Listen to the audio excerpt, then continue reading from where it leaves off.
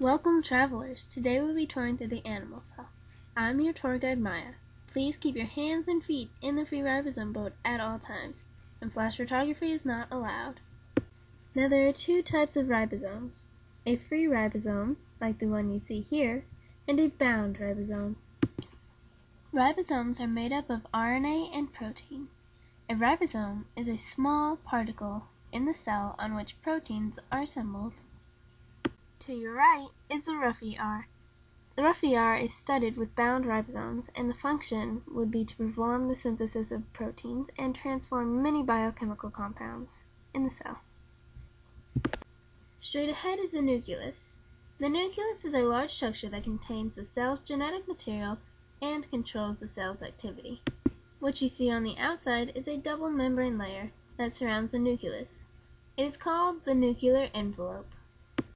The granular material visible from within the nucleus is called the chromatin, or the DNA of the cell. Farther inside the nucleus is a small, dense region in which the assembly of ribosomes begins.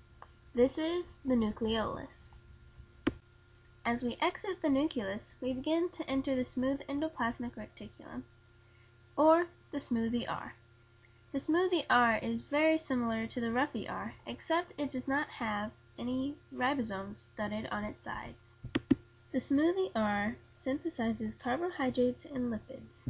It also serves as a transitional area for vesicles that transport ER products to many different places.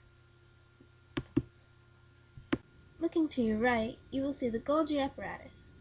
Now the Golgi apparatus is a stack of membranes in the cell in which enzymes attach carbohydrates and lipids to proteins. Here is a vesicle.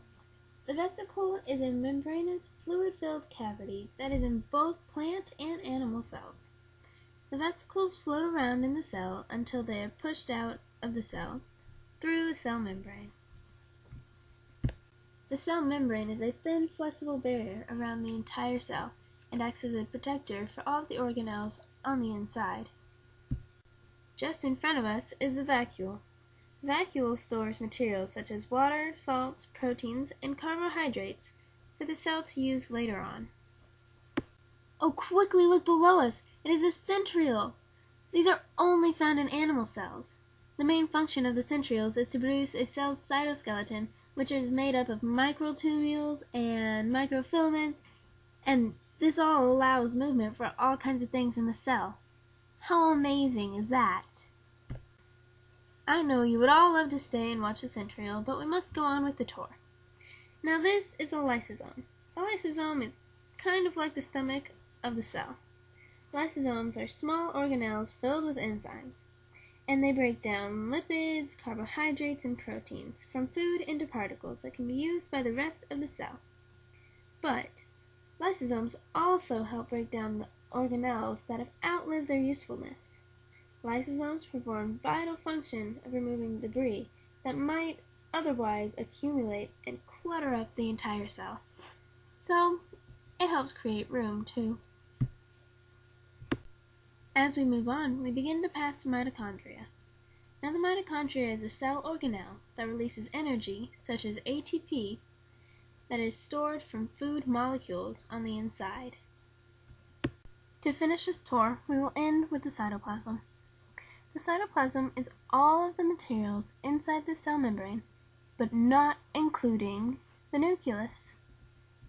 Thank you for taking the tour through the animal cell with us. Please come again.